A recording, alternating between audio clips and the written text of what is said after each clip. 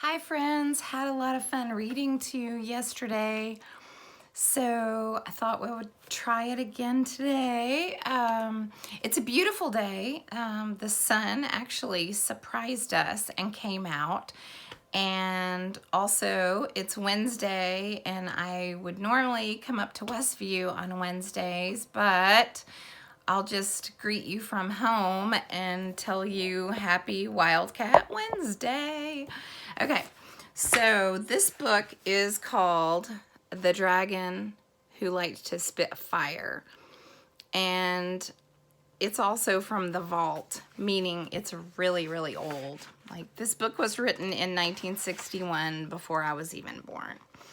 And some of it, again, is in black and white. But on the very special pages, we have black, white, orange, and purple. So, I've read this book to Abigail, and she really liked it. And I think Palmer and Wilson, you're going to like it too. So, here it goes. Once there was a little dragon named Darius. He was a sweet, gentle little dragon, and he lived all by himself in a deep, dark cave. See, all by himself in the deep, dark cave. All day long he slept, and all night long he spat fire. Pink, blue, and many-colored fire.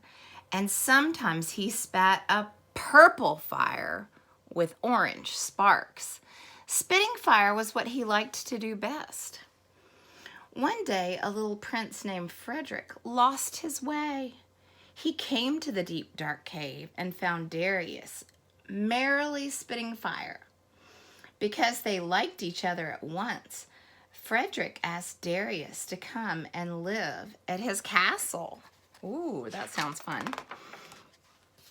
I would love to, answered the dragon politely. Oh, he's a polite dragon. That's good too. I'm rather tired of this gloomy old cave, but your people may not like dragons. They may get terribly frightened when they see me spit fire. And life without spitting fire wouldn't be much of a life for a dragon. If you stop spitting fire where people can see you, Frederick argued, you will be perfectly safe. No one at my castle ever saw a dragon before. No one will ever know you are a dragon, and you can spit all the fire you like when we're alone. I rather like your many-colored fire. Darius thought, and finally he said yes. He had been lonely for a long time, and he wanted to be friends with Frederick. Darius promised never to spit fire where people could see him.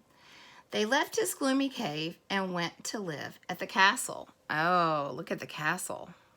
Wow. Everyone liked Darius at once because he was so sweet and gentle. How quaint, said the ladies of the court when they met him. They made him sweets with their own lily-white hands. How delightful, said the gentlemen of the court. They taught him to fetch a golden ball. What a gentle pet for Frederick to play with, said the king.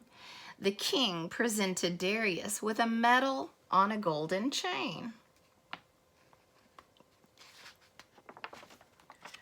The little dragon slept in a basket by the little prince's bed. Look, he's all curled up in the basket. He followed him like a dog wherever he went. Oh, that looks fun. They're walking on the castle wall. He's following him like a dog. He's really a dragon, though. But Darius could never spit any fire. The castle was always full of people, and they were never alone. When Frederick took the little dragon deep into the forest, someone always followed. Darius began to sulk.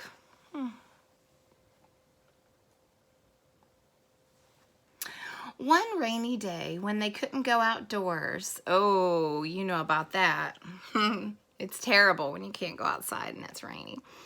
Frederick and Darius were playing in a dark corner of the throne room. The king was fast asleep on his throne. See, he's sleeping. And the queen was busy with her sewing. The ladies and gentlemen of the court were looking out the window. No one was paying any attention to them at all.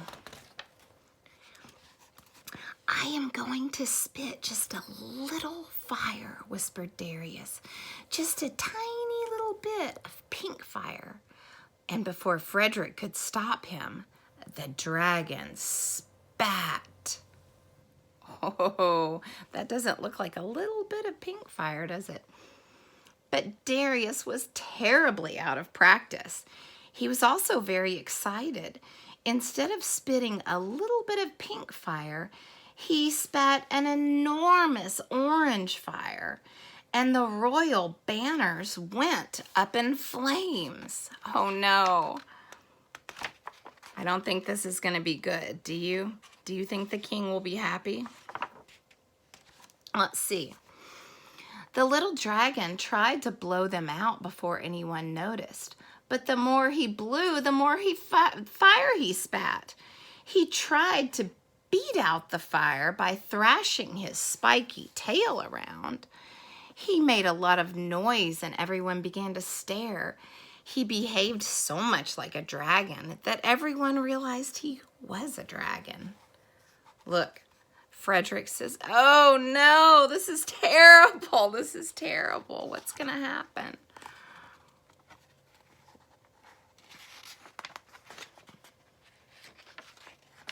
Okay. Come on now. Okay, here we go.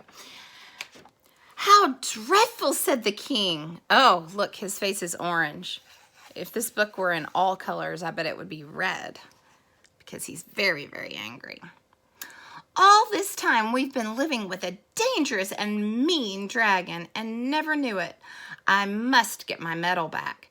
Darius must leave the castle at once before he brings terrible harm to Frederick."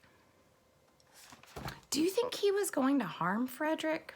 Frederick was his friend. "Please give him another chance," begged the little prince.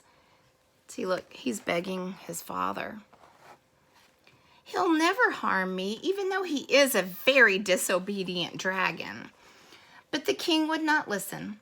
"You can't have a dragon for a friend," he thundered. And because he was very frightened, he muttered angry words about throwing Darius in a dungeon if he ever came near Frederick again. The little dragon put his medal down at the king's feet. He left without looking back once. Where do you think he'll go? He ran back to his cave and he spat fire to his heart's content. He spat fire all night long and all the next day too. He took a little nap, then he spat some more fire, all the colors he could think of, and a new kind that was white with little stars. He had a very good time. The days passed by and the months. The little dragon was not happy anymore. He looks kind of sad, doesn't he? He missed his shiny medal and the sweets the ladies of the court used to make for him. He missed playing fetch the ball with the gentlemen of the court. But most of all, he missed his friend, the little prince. He felt very lonely in his dark, gloomy cave.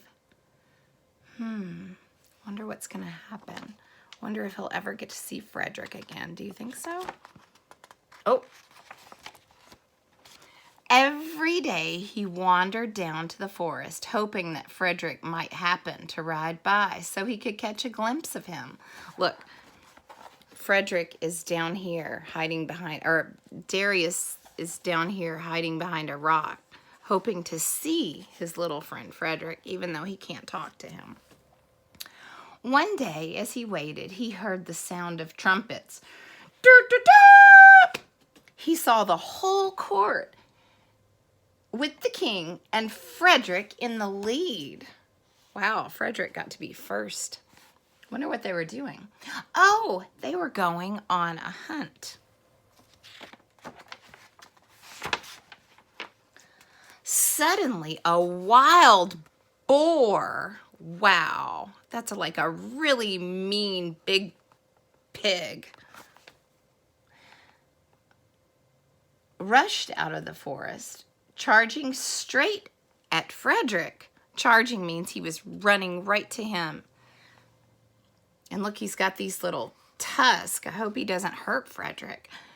All the hunters' arrows missed him. Look, they were all the hunters were trying to shoot their bow and arrows at the wild boar before he got little Frederick, but they didn't, they all missed. Maybe they weren't very good hunters. Oh, the little prince was in great danger. He looks scared, doesn't he?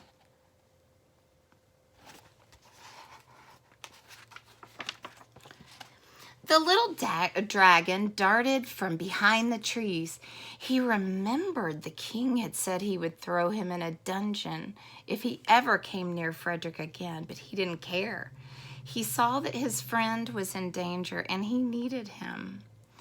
He stood right in front of the boar and spat fire, a purple fire with orange sparks.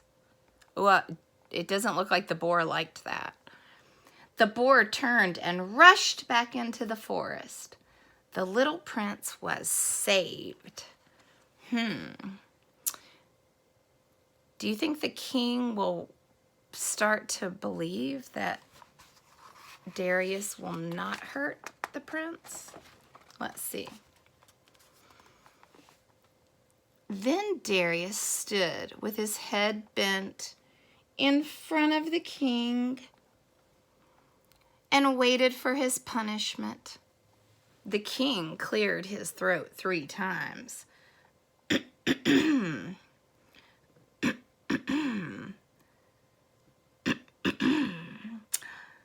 He did not know where to begin, for kings don't like to admit when they're wrong. But he was a very just king. That means he was fair. Justice is fairness. So he cleared his throat a 4th time. It is rather nice to have a dragon around the castle, he said. Frederick could never have a better, more faithful friend than Darius. He took off his own medal and he hung it around the little dragon's neck. Everyone cheered and they all went home. Darius stayed at the castle while the king and Frederick, with the king and Frederick. The king had the dragon's picture embroidered, that means they sewed it, on the new royal banners to remind his people ever after that he had saved Frederick's life. Wow, look at that. Now Darius is on the new banner in the palace.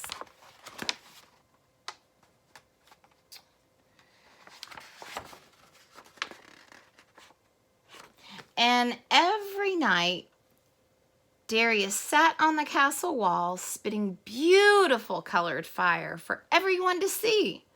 After all, he was a dragon, and spitting fire was what he liked to do best. Wow, look at that. It's like a fireworks show every night from Darius the dragon for his faithful friend, Frederick. Okay. The end. Hope you enjoyed the book. See you later.